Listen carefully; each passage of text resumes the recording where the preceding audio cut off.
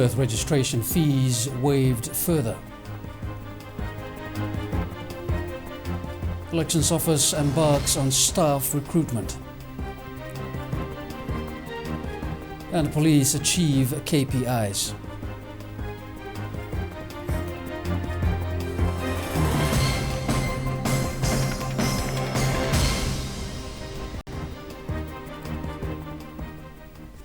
Very good evening. Those stories are coming up in this bulletin, but first, tonight an inmate from the Vaturekuka Corrections Facility in Lambasa is on the run. David Solomoni escaped from a working party outside the corrections facility on Tuesday morning. The 21-year-old is originally from Tamala settlement in Sabu-Sabu. He is currently serving a sentence of 18 months and 30 days for burglary and theft. A joint operation between the Fiji Police Force and the Fiji Corrections Service is currently underway. Police reiterate that harboring escapees is a criminal offence. Those with information that will lead to his capture can call the Corrections Command Centre on 3309695 or the following mobile numbers 9905078 and 9905543. Government has decided to waive the late birth registration fee for another 2 months. This follows revelations that last year's campaign recorded almost 10,000 unregistered births. It's an exercise that should have been properly conducted years ago, but government confirms that there are thousands of people out there who have not been registered. An interesting discovery: a woman born in 1934 registered just last year. It's obviously a big problem where there are many people who are carrying on with their daily lives without being registered. Now, in the Benny Marama government's effort to ensure that we have proper record keeping, proper data, to be able to help government to plan, to direct resources. Syed Kayum says registration is important for the provision of social welfare and other state assistance. Last year, for example, in Kandavu, registered 315 people, 237 people in Koro, Lakemba 18, Rambi 118, Rotuma 4, Tavuni 110, Yasawa and Mamanudas 121, Ngau 25, Bua 95, Undu Point 18, in Vitilevu, in Bukuya village, for example, there are 13 people not registered, Kayasi 71 people not registered, in Singatoka, Lawanga 65, in Nandarivatu 120. This is all last year. At the moment, a team from the Birth Registration Office and the Elections Office is in the Lao group registering people. However, it is critically important that we do not compromise on the identification process. You obviously need to have the registry from your nursing station or your hospital thereabouts. We need to have a third-party verification of your identity. There's a particular process that people need to go through. Although relevant, the elections is not entirely the focus of the exercise. So it's not just the voter, those who are 18 years and over. There are a lot of people who are not registered who are below the age of 18. And they need to have birth certificates. The amnesty period begins today and ends on March 14th. Sherry Ann Wilson, Fiji One News. With just 8 months to go before elections, the Elections Office has now embarked on the cumbersome task of recruiting people. The management's vacancies were the first to be advertised, as many as 200 jobs available at the Elections Office. The job descriptions have been set out by Australian experts. Sharon Wilson with the details. It's a concern for some, calls for those interested in taking up posts at the Elections Office just a few months out from polling day. However, government assures that a clear-cut process will be followed to ensure the best people get the jobs. Have there ever been such a detailed job description of various positions in the Elections Office? Have you been to the website? Have you seen the job descriptions? Very, very detailed. A lot of work has gone into that. Syed Kayum says the reason why a lot of work has gone into detailing what each job requires is to ensure the right people are employed. If you look at the advertisement that has come out in the papers that says people need to be completely politically neutral, we need people with integrity and credibility. There's never been a job advertisement for the Elections Office that has those kind of requirements publicly stated. So how will they ensure that the criteria is met Well, just like any other job. So the HR people ensure that criteria is met. So there are various mechanisms and processes for that. Similarly, you'll have it for the elections office. And just to set the record straight, the supervisor of election will be appointed by the Constitutional Office Commission in consultation with the Electoral Commission. The advertisement has gone out, the application period is ended. The Secretary of the Constitutional Office Commission is the Solicitor General, and that follows a particular process. And that will be discussed with the Electoral Commission. For the first time in Fiji's history, a set of regulations sets out the objective process on how the elections will be conducted. Sherry Ann Wilson, Fiji One News. Police are still searching for a man in relation to a drug raid conducted at Ndala Sese settlement in Tailewu last week. 35-year-old Mesake Tambaka is at large. He also goes by the name Mohammed Hasim Khan. More than 70 plants believed to be marijuana were uprooted from the farm. The raid was conducted by the Drugs and K9 unit. Tambaka's wife, a 38-year-old woman, was arrested following the raid. The Fiji Police Force has reached a milestone, managing to achieve all their key performance indicators set out last year. 8 KPIs were set out for the force. This morning, the Acting Commissioner Ravi Narayan revealed that these had been achieved. Drew Bukelangi with the details. It was an early morning parade for police officers, and they were also informed of their performance last year. The Acting Commissioner revealing that they managed to achieve the targets they had set out last year. Part of that include reducing crime against women and children, but he added that expectations are high and officers must keep improving their work. While we recorded an impressive fourth quarter and yearly performance, let's not be caught up on our achievements, but rather focus on where we can improve. So we're not going to celebrate this. The success and failures remain with the Fiji Police Force. So we will dwell more on the failures and the areas that we have missed out or we failed to achieve.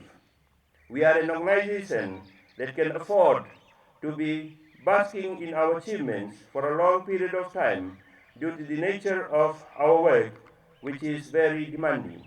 Ravi Narayan also assured police officers that he will continue assisting them with the available resources in order to conduct their work. We would like to assure you that we will do all we can to ensure those of you fighting the frontline battle are well trained and equipped. With the right support, we strongly believe that we will be able to achieve a lot more. Yes, there will be those who will continue to criticize and scrutinize our work on a daily basis.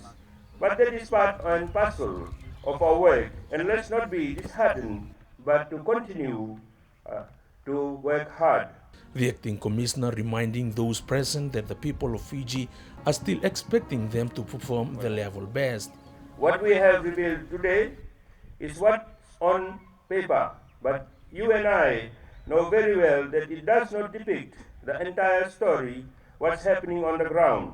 That's why we have to work harder through our community policing initiatives and gain the confidence of the public to work with us in this fight against crime. Close to 900 police officers attend the parade this morning. Drew Bukelangi, Fiji One News. Meanwhile, the Fiji Police Force also launched their 2014 annual corporate plan. A key component is the improvement of services and training.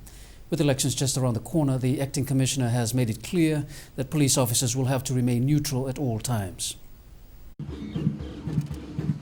The Acting Police Commissioner signing off on the annual corporate plan for 2014. This is significant year for them, especially in terms of the general election.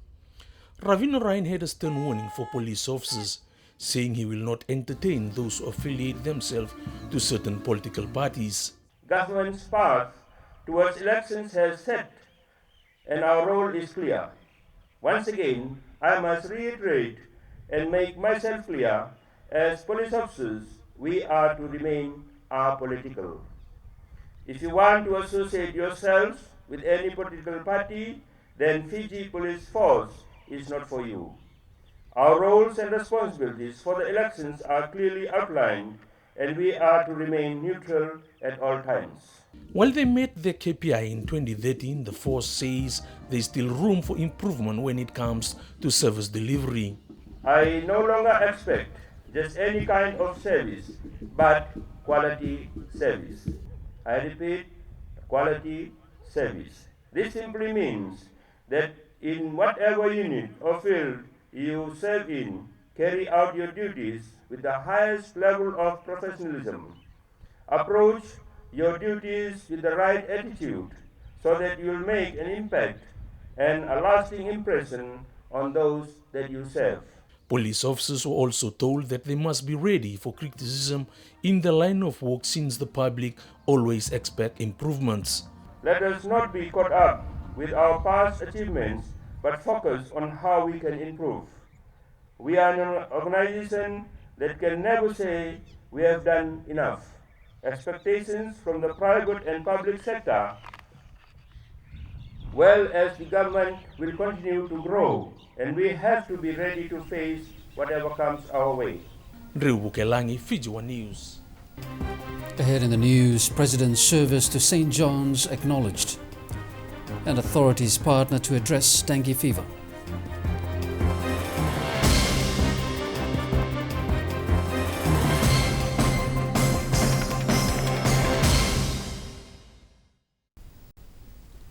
Hello again. President Ratuepeli Nailatikau's outstanding contribution to St. John's of Fiji was given due recognition today.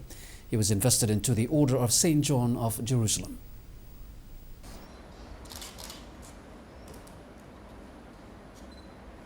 It is one of the highest and prestigious honors for any philanthropist in any St. John's organization globally. President Ratuepeli Nailatikau's years of humanitarian work with the St. John's Fiji was given due recognition. It is an achievement not only for the head of state, but for St. John's Fiji as a whole. What I want to remind St. John's Fiji is that although I am the one who has the privilege of being invested today, it is really, as the Lord Prior has already mentioned, in recognition of the sterling work that St. John's Fiji has carried out in the past. The President pledged to contribute to the dignity, prosperity of the order and conduct as a true knight. This recognition of the St. John's Fiji now gives an edge to serve for humanitarian purposes here. In the aid of the poor and the suffering of those in need. Ours is an organization, a family organization, a close organization that is here in the service of humanity. More so, the work of St. John's Fiji has not gone unnoticed by the international body. I have not the slightest doubt that St. John in Fiji is going in the right direction. As an international organization, we are growing. We are expanding activities. There are close to 400,000 St. John's volunteers and officials in 40 countries around the world. Haliteshtat, Fiji One News. Residents living in Suva, Nasinu and Lami can expect low water pressure or no water supply at all until further notice. This is particularly for those living in the elevated parts of the areas mentioned. The following areas will be affected. The Water Authority of Fiji says the disruptions have been caused by low water levels at the Tamavua Reservoir. WAF says trucks will continue to cart water to affected areas. It adds that reservoir levels at Flagstaff, Nasinu and Turek are low as well. Supply is expected to normalize as soon as water levels at the reservoirs pick up. In its bid to address the emergence of dengue cases in the country, the Health Ministry has embarked on an anti-dengue cleanup campaign. The ministry is now working with municipal councils in the Central Division to destroy breeding places for mosquitoes. Let's start with the details. The Health Ministry over past few months has recorded close to 700 confirmed cases of dengue and more than 2,000 suspected cases. Majority of these were recorded in the Central Division. The municipal councils with the Health Ministry over the next 2 weeks will focus on destroying mosquitoes' breeding places. Looking at the figures and the whole population of Fiji is really an alarming figure. So our response, the responsibility is with us. So the Ministry of Health is playing a lot of, is putting each part, and also the municipal council and other organizations. We really need the support from the community. The Health Ministry has conducted similar campaigns in the past. However, support from communities hasn't been positive. We have less support from the community. Even the Ministry of Health and our municipal council counterparts, we've put a lot of effort in trying to destroy the breeding ground, but the community still have to play their roles in terms of clean their own backyard, clean their own compound. Varus says the ministry cannot address this alone. During the analysis that we have, we found that even after our campaign, the last campaign that we have last year, our cleanup campaign, we still can cite some of the breeding grounds still there in the most affected areas. So our main focus on this is just to destroy the breeding grounds. So far, no dengue-related deaths has been recorded here. Ali Teshtat, Fiji One News. There's been no development regarding the land to be leased for the extension of the Nosori airport. The Itaukei Land Trust Board was facilitating the deal between the relevant parties to ensure that interests of all stakeholders were taken on board. TLTB General Manager Ali Patingetaki confirmed to Fiji One News that they are still waiting for a response from Airports Fiji Limited. We have had a couple of discussions with the chairman, so we're just waiting for them. If we don't receive anything, we have given our offer. So I think I'll leave it at that. However, Fiji One News understands that Airports Fiji Limited has in fact responded to TLTB on the matter. Accounting graduates from the Fiji National University can now have their qualifications recognized globally. This is possible with the world-renowned accounting body, the CPA, now accrediting the university's accounting programs. CPA Australia has accredited the FNU's accounting programs.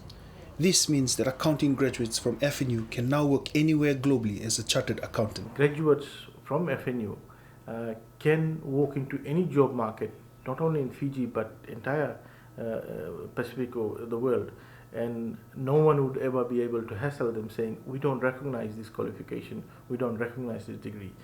Now it is a professionally accredited, it is accredited by a professional body, the CPA Australia, and therefore the qualifications equal to any other degree from any other recognized university in the world. Since its inception 4 years ago, this is a milestone achievement for the university's accounting program. It ranges from the bachelor's to master's programs that are offered by the university. Such accreditation that reinforces FNU's aim of offering the highest quality of education to its students. Also, the university is optimistic of an increase in registration in its accounting programs. Absolutely, we are ready to take in more students. We've got campuses which offer full degree programs at Nasinu, at Lotoka and Lambasa. Following the accreditation, 3 more associate professors will join the faculty this year. Reviver for all, Fiji One News. Now, recapping on a story we reported on yesterday, the figure we reported of around 68,000 tourists visiting our shores were in fact for the month of July alone. Similarly, in June last year, arrivals dipped slightly by 0.8%, although arrivals from the Pacific, the UK, Europe and Japan all recorded healthy increases. While there were some notable decreases from some countries like China, other regions like the United Kingdom and New Zealand recorded increases in July. But overall for last year, more than 360,000 tourist arrivals were recorded. Compared to 2012, this was a slight increase of 1.3%. We have the latest from around the region up next. Stay with us.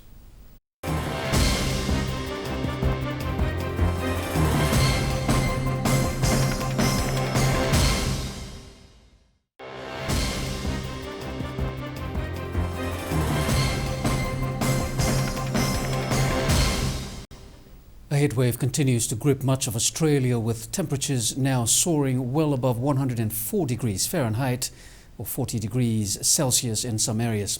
Firefighters there are bracing for catastrophic conditions. Paul Kadak has more. charred timber and twisted metal where homes once stood. I don't know what we're going to go back to. For so many people on this bus tour, this was the heartbreaking reality. Their properties have been destroyed. Where to go from here? It's just... to mum's and start over. Others may not be allowed into the fire zone for days. I just want to get home, and I feel that maybe,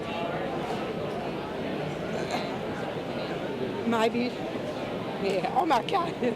With a power pole on private property blamed for sparking the blaze, there are now questions about responsibility, but few answers. I will happily live without power for the rest of my life to know that no more fires like this are going to happen. Colin and Sue Daniels watched what they feared was their house burn live on television. I'm hopeful, but I'm sort of a realist as well, and I'm sort of prepared for the worst case scenario. If the firefighters did save our house, they did a miraculous job. Firefighters have finally brought the fire under control. They are exhausted. The fire conditions here on Sunday have been described as catastrophic, so bad that it's been estimated if the firefighters hadn't done what they did in the numbers that they did, there would have been more than 400 homes lost. Those extreme conditions are now being experienced in South Australia and Victoria. Both states are sweltering through a fierce heat wave, with temperatures hitting the low to mid-40s and no relief until the weekend. 40 something and really hot. Firefighters are on high alert. They managed to stop this blaze spreading to properties near Geelong, but they fear the worst is yet to come. This is only the start of it. We're going to go 4 days straight, and it'll peak on Friday with very strong winds. It's so hot, people have been warned to stay indoors. Don't do your normal routine. You know, if you're out there running, don't do it in the next 3 or 4 days. Have a bit of a rest. Stay inside. But some had other ways to escape the scorching sun. Now remember, you can visit our website at www.fijione.tv to view tonight's bulletin, and you can also watch previous news bulletins as well as our current affairs, business and sports shows.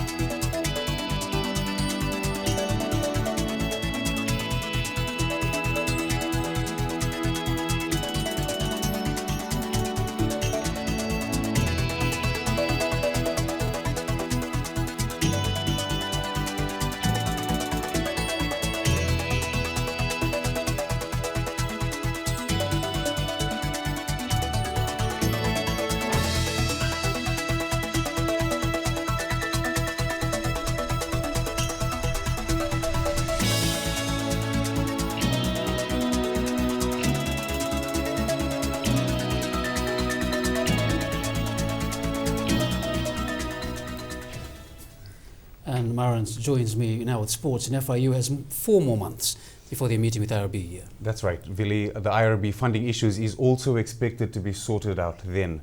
That's coming up. Also in sports, Botia and Tuai top bets to make Final 12. And we'll talk of football officials relieved of their duties.